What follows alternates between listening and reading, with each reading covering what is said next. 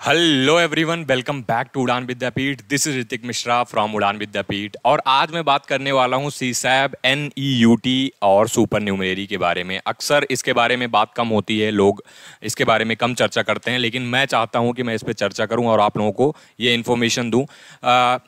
यहाँ पे जिन भी लोगों का बेनिफिट होता है, जिन भी बच्चों का बेनिफिट होता है, उनको ये इन्फॉर्मेशन प्रॉपर उनको मिले और वो इस चीज़ का बेनिफिट उठा पाएँ, ताकि सीसैब में ज़्यादा रैंक तक भी NITs को एक अच्छी सीट आप सिक्योर कर पाओ, इवन अगर आपकी रैंक थोड़ी सी कम भी है।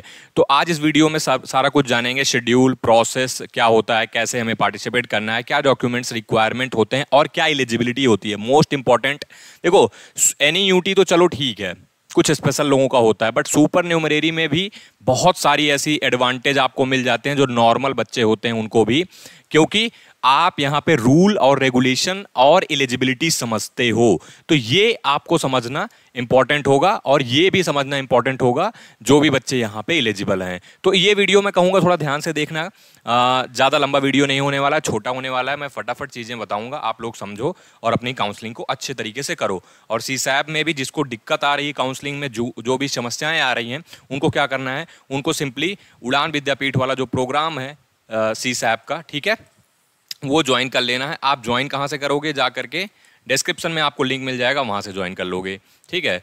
चलो ये तो हो गई। अब हम शेड्यूल की बात करते हैं। तो NEUT का जो है रजिस्ट्रेशन स्टार्ट हो गया है जून 23 से 30 जून तक। मतलब आपके पास टाइम बहुत कम है, मतलब आपको विद इन दिस टाइम आपको रजिस्ट्रेशन कर लेना है। उसके बाद आपका डॉक्यूमेंट वेरिफिकेशन होता है और ये जो NEUT होता है, this is for north east students and union territories, ठीक है। इसमें दो टाइप के लोग आते हैं, ठीक है, लेकिन सुपर न्यूमरेरी में ऐसा नहीं है। उसकी एलिजिबिलिटी भी मैं आपको बताने वाला हूं, तो सुपर न्यूमरेरी पे भी बात करेंगे थोड़ा सा। उसके बाद क्या होता है, आपका डॉक्यूमेंट वेरिफिकेशन होगा 4 जुलाई तक, फिर आपकी चॉइस फिल होगी और जो ये चॉइस आपको बहुत ही ध्यान से फिल करनी है। अगर इसकी फिलिंग में आपने कोई दिक्कत करी या फिर आपने कुछ ऐसा भरा जो एक्सपेक्टेड नहीं है, जो नहीं हो सकता, मतलब आपने अगर रिसर्च नहीं करी, तो गड़बड़ हो जाता है। तो उसके बाद क्या होता है, उसके बाद आपका रिजल्ट आ जाएगा। जैसे ही आपका जुलाई 15 को रिजल्ट आएगा, आगे का आपको ऑनलाइन रिपोर्टिंग करनी है। ऑनलाइन रिपोर्टिंग का आई होप आप लोग जानते ही होंगे। और 5000 रुपीज़ आपको यहाँ सीट एक्सेप्टेंस फीस के तौर पे देना होता है, दैट इज़ 5000 रुपीज़, ठीक है। उसके बाद आप अपना क्या कर सकते हो, एक राउंड और होता है, उसके लिए आप फ्लोट, फ्रीज और स्लाइड कर सकते हो। फ्लोट, फ्रीज और स्लाइड का क्या मतलब है, जो आपको सीट मिली है, अगर उसको एग्जैक्ट रखना चाहते हो कि वही मुझे लॉक करनी है, तो आप फ्रीज करोगे, ये ऑप्शन चूज करोगे, ठीक है, फ्रीज ऑप्शन चूज करोगे। लेकिन अगर आप चाह रहे हो कि नहीं, जिस कॉलेज में मुझे मिला है उसमें मुझे ऊपर वाली ब्रांच मिल जाए, तो क्या करोगे, स्लाइड करोगे। और अगर जो चॉइस आपने भरी हुई है उसके ऊपर की चॉइसेस, मतलब आप कॉलेज भी अपग्रेड करना चाहते हो एज वेल एज अपनी ब्रांच भी अपग्रेड करना चाहते हो, तो फ्लोट ऑप्शन पे क्लिक करोगे। तो ऐसे करके आप अपना आगे प्रोसीड करोगे। अब आगे का शेड्यूल क्या कहता है, आगे आप ऐसे फर्दर बढ़ोगे अपने सेकंड राउंड में। सेकंड राउंड का आपका आएगा जैसे ही रिजल्ट आ जाएगा 28 जुलाई को। उसके बाद क्या होगा, ऑनलाइन रिपोर्टिंग होगी, सिमिलर वैसे। SAF आपका 5000 है, ठीक है, only for candidate who have been allotted seat for the first time. अगर आपने फर्स्ट राउंड में SAF 5000 भर दिया है फर्स्ट राउंड में, ठीक है, तो आपको यहाँ पे 5000 नहीं भरना है। आपको क्या करना है, आपको केवल सेकंड राउंड में अगर पहले सीट मिली है तभी आपको भरना है। उसके बाद आप सीट विड्रॉ कर सकते हो। सपोज दैट किसी को अपनी मनपसंद जो रिक्वायर्ड सीट है वो नहीं मिली यहाँ पे, वो क्या कर सकता है, वो अपनी सीट को विदड्रॉ कर सकता है, ठीक है। तो अपनी सीट आप विड्रॉ कर लोगे यहाँ से और आपका आराम से रिफंड आ जाएगा। उसके बाद स्पॉट अगर राउंड अनाउंस होगा, अगर इन स्टेट्स के लिए, नॉर्थ स्टेट्स के लिए, यूनियन टेरिटरीज के लिए कोई भी सीट वहाँ पे खाली रहती है, ठीक है। ये ऐसे चलने वाला है आपका। अब आगे बात कर लेते हैं कौन कौन से स्टेट्स होने वाले हैं, तो आप लोग ये ध्यान से देख लो, ठीक है। अरुणाचल प्रदेश की बात करें, आसाम की बात करें, मणिपुर की बात करें, Meghalaya, Mizoram, Nagaland, Sikkim, Tripura, Andaman and Nicobar island, Dadra and Nagar Haveli, Daman and Diu, Ladakh, Lakshadweep और आपके अरुणाचल प्रदेश और उससे जो भी स्टेट्स हैं ये।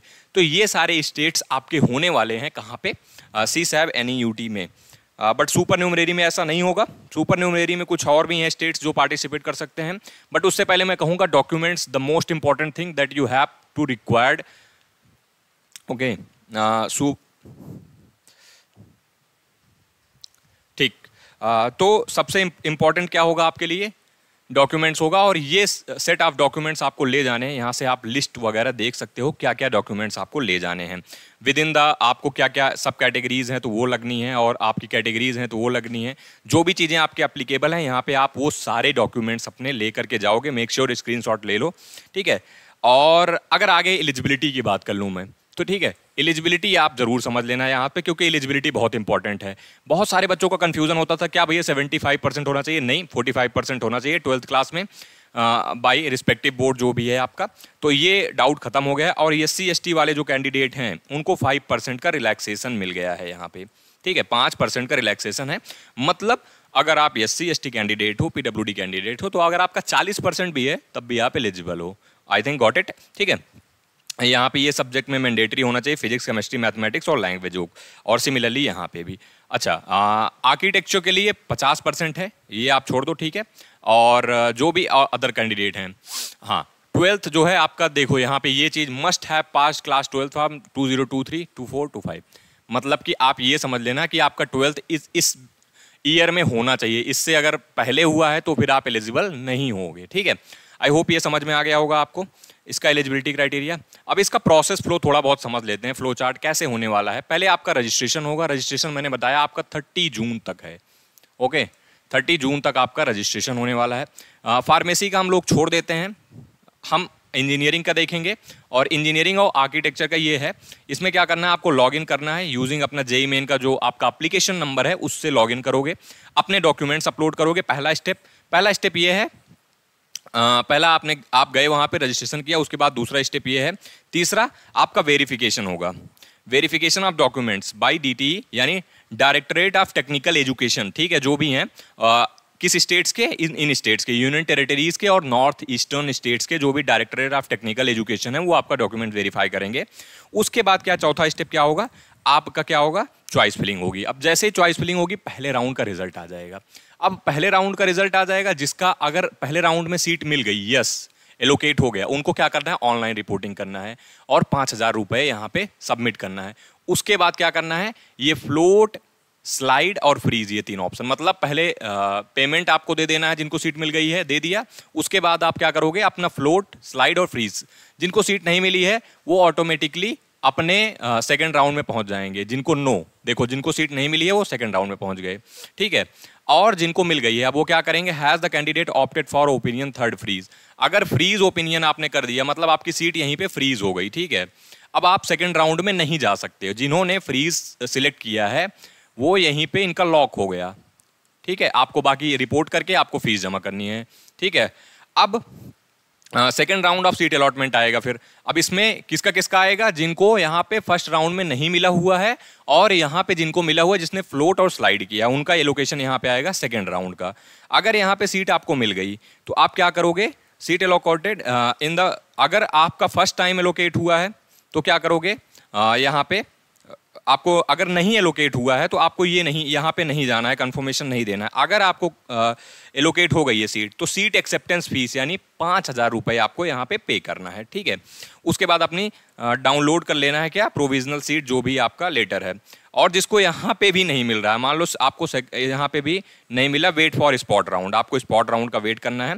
जब भी स्पॉट राउंड अनाउंस होगा उसके बाद आपको वहाँ पे जाके फिजिकली रिपोर्ट करना है और जो अलॉटेड इंस्टीट्यूशन है वहाँ पे, ठीक है। अब ये आई होप यहाँ पे तुम्हें फ्लो चार्ट समझ में आ गया होगा। अब आगे बढ़ो, मैं बात करता हूँ रिजर्वेशन, कैसे कैसे सीट्स बांटी गई हैं। यहाँ पे ध्यान देने वाली चीज़ है, 80% of seat are reserve for the candidate of 8 northern states, 10% each. जो भी नॉर्दर्न ईस्टर्न स्टेट्स हैं इनकी 10% हर स्टेट को सीट दे दी गई है। 7% टोटल जो परमानेंट रेजिडेंस सर्टिफिकेट है PRC होल्डर्स को, उनको दी गई है। ऑफ दीज 8, जो भी ये 8 नॉर्दर्न ईस्टर्न स्टेट्स हैं इनके परमानेंट जो रेजिडेंस हैं उनको 7% सीट दी गई। 3% किसको दी गई है, जो टोटल रिजर्व सीट है उनका 30% फिजिकल लोकोमोटर डिसेबल यानी PD वाले पर्सन्स को दी गई है, ओके। जिसको PD कोटा के अंदर जो आते हैं। 10% of total seats are filled with the candidate under all India quota. तो जो 10% सीट है ये ऑल इंडिया कोटा के अंदर आपको दी जा रही है, ठीक है। ऐसे ही आपको 10% सीट्स जो है reserved EWS category as per gold rules, GOI rules. तो ये चीज़ आपको यहाँ पे समझनी है, ठीक है। ये चीज़ आई होप आपको समझ में आ गई होगी, और वैसे भी पता है ये किन बच्चों के लिए होता है। अब सुपर न्यूमरेरी की बात करें तो सुपर न्यूमरेरी भाई ये अच्छा चांस होता है, ठीक है, ये अच्छा चांस होता है बच्चों के लिए। अब यहाँ पे पार्टिसिपेट कौन कौन करता है, सबसे पहले ही तो ये जानो। NITs में 3 NITs होती हैं, दैट इज NIT सूरत, ठीक है, NIT कैलिकत और NIT दुर्गापुर। तो आपके पास यहाँ 3 NIT हैं, ठीक है। कितने हैं?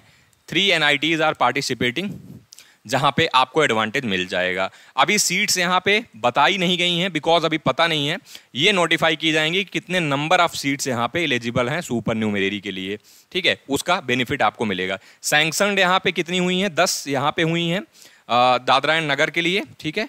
हाँ, दमन एंड दीव के लिए 23, लक्षद्वीप के लिए 33 और अंडमान एंड निकोबार इनका रिजर्व है, ठीक है, इनको यहाँ पे दे दिया गया है। अब यहाँ बात करते हैं यहाँ पे किस किस लोग कौन कौन सा पार्टिसिपेट करता है। जैसे देखो, अब CSAB में देखो supernumerary seats are NIT Calicut, ठीक है, उसके बाद NIT Durgapur, NIT Surat.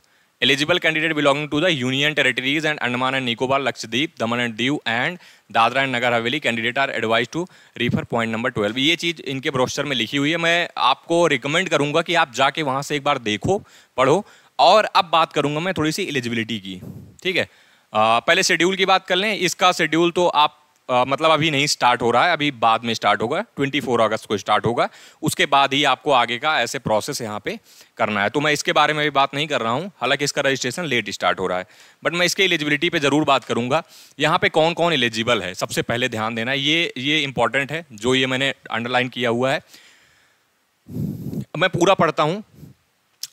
who were eligible for JOSA 2025, CSAB 2025 special, ठीक है। ये देखो, CSAB 3 होता है, CSAB एक होता है स्पेशल, ठीक है, राइटिंग पे मत जाना, जल्दी कर रहा हूं, और एक होता है NEUT और एक होता है सुपर न्यूमरेरी, ठीक है। एक होता है, 3 होते हैं भाई। अभी तक CSAB आपको एक ही पता रहा होगा, आज बहुत सारे लोगों को नया पता चलेगा यहाँ पे, ठीक है। तो ये चीज आप समझो कि यूनियन टेरिटरीज आप Dadra and Nagar Haveli, Daman and Diu, Lakshadweep, Andaman and Nicobar island and, अब यहां से ध्यान देना, and who do not have the valid allocated in NIT plus system at the end of all round of JOSA and CSAB 2025 will be eligible for the participating in CSAB 2025 supernumerary round of seat allocation। मतलब एक तो आपके जो states यहाँ पे लिखे हुए हैं वो तो है ही हैं, ठीक है, प्लस जिनको CSAB 2025 यानी कि स्पेशल तक कोई भी सीट नहीं मिली हुई है, ठीक है, या कोई भी सीट आपको नहीं मिली हुई है यहां तक भी, तो आप क्या हो, आप भी एलिजिबल हो, समझ रहे हो। तो यहाँ पे कम लोगों का चांस होता है, बट यहाँ पे धैर्य, यहाँ पे अच्छी काउंसलिंग, यहाँ पे अच्छा पेशेंस रखने की जरूरत होती है। उसके बाद यहाँ पे एक बताया गया है कि जो भी बच्चे ऐसे हैं जिनको 6 राउंड ऑफ जोसा और 3 राउंड ऑफ CSAB स्पेशल में अगर कोई सीट मिल गई है, उन्होंने बाद में कैंसिल कर दिया है, विड्रॉ कर दिया है या फिर सरेंडर कर दिया है, उनको यहाँ पे सीट नहीं मिलेगी। ये चीज़ ध्यान में रखना। अगर आपको एक भी बार सीट अलॉट हुई है जोसा CSAB में, तो आप सुपर न्यूमरेरी के लिए एलिजिबल नहीं हो, ठीक है। I think you got the point. Process flow क्या होता है, ऑनलाइन रजिस्ट्रेशन होता है, चॉइस फिलिंग लॉकिंग होती है, फिर पब्लिकेशन ऑफ सीट रिजल्ट होता है, फिर डॉक्यूमेंट अपलोड करते हैं, सीट एक्सेप्टेंस फीस होता है, फिर वेरिफिकेशन होता है, और उसके बाद आपको फिजिकली रिपोर्ट करना होता है अपने कॉलेज में जो भी आपको मिला होता है, ठीक है। तो आई थिंक ये आपको प्रोसेस फ्लो समझ में आ गया, और साथ साथ में आपको क्या क्या समझ में आ गया, मैंने आपको बताया CSAB NEUT के बारे में, CSAB स्पेशल के बारे में, और बहुत सारे लोगों का ये भी डाउट होगा भैया क्या मिलता है भी है कि नहीं मिलता है, तो मैं कहूँगा हाँ भाई बिल्कुल मिलता है। अब आप देखो, मैं हूँ CSAB की ऑफिशियल वेबसाइट पे, यहाँ पे ORCR की वेबसाइट पे। अगर मैं तुम्हें थोड़ा दिखा दूँ तो NIT पुडुचेरी का अगर चेक करोगे तुम, यहाँ पे सुपर न्यूमरेरी सीट देखो कहाँ तक गई है, 7 लाख तक गई है। देखो, मैं झूठ नहीं बोल रहा हूँ, ठीक है, या मैं किसी को यहाँ पे गलत इन्फॉर्मेशन देने नहीं आया हूँ, सबसे पहले तो ये जान लो। बहुत सारे लोग यहाँ पे लिखेंगे, तो ये 7 लाख तक गई है। ऐसे ही जब आप सुपर न्यूमरेरी सीट्स एक बार उठा के देखोगे ना, तो आपको 4 लाख, 5 लाख, 6 लाख, 7 लाख से ऊपर भी तो ऐसी भी सीटें मिली हुई हैं, ठीक है। और ये मैं SC ST कैंडिडेट्स की बात नहीं कर रहा हूँ, ये ध्यान में रखना। सो इसका बेनिफिट बहुत सारे बच्चे उठाते हैं, बहुत सारे स्टूडेंट्स को इसका बेनिफिट मिल जाता है। तो मैं कहूँगा आप अपनी काउंसलिंग को अच्छे से यूज़ करो, और जो भी कैंडिडेट ऐसे हैं जिनको लगता है कि नहीं भाई हम काउंसलिंग या चॉइस फिलिंग में कुछ गलतियां कर देंगे या कुछ भी मिस्टेक कर सकते हैं, तो आप हमारा प्रोग्राम ज्वाइन कर सकते हो। वहाँ पे हम आपको बेस्ट तरीके से गाइड करेंगे और आपको जो बेस्ट पॉसिबल मिलना होगा आपकी कैटेगरी के हिसाब से, आपकी रैंक के हिसाब से, आपके इंटरेस्ट के हिसाब से बेस्ट से बेस्ट आपको कॉलेज मिलेगा। बहुत सारे ऑलरेडी स्टूडेंट हमारे प्रोग्राम में इनरोल्ड हैं जिनका हम काउंसलिंग कर रहे हैं, and we love to do that. So अगर आप चाहते हो हमारे काउंसलिंग प्रोग्राम में ज्वाइन करना, तो डिस्क्रिप्शन में आपको लिंक दिया गया है, आप फटाफट जाके वहां से ज्वाइन करो। 24 घंटे के अंदर आपको आपके मेंटर का कॉल आएगा, वो आपको पूरा गाइड कर रहे होंगे। इंक्लूड मीटिंग भी होती हैं, हम लोग खुद, हमारी टीम, हम सारे लोग मिलके मीटिंग लेते हैं, उन बच्चों की काउंसलिंग करते हैं अच्छे तरीके से और उनको बेस्ट कॉलेज दिलाने में पूरा गाइड करते हैं। ओके, मिलते हैं अगले वीडियो में, और कमेंट में बताओ और कौन सा वीडियो चाहिए, किस टॉपिक के ऊपर वीडियो चाहिए, क्या कंफ्यूजन है, जो भी दिक्कत है तुम कमेंट में लिखो, हम लोग रिप्लाई कर रहे होंगे। ठीक है, चलो मिलते हैं अगले वीडियो में। टिल देन, जय हिंद, जय भारत।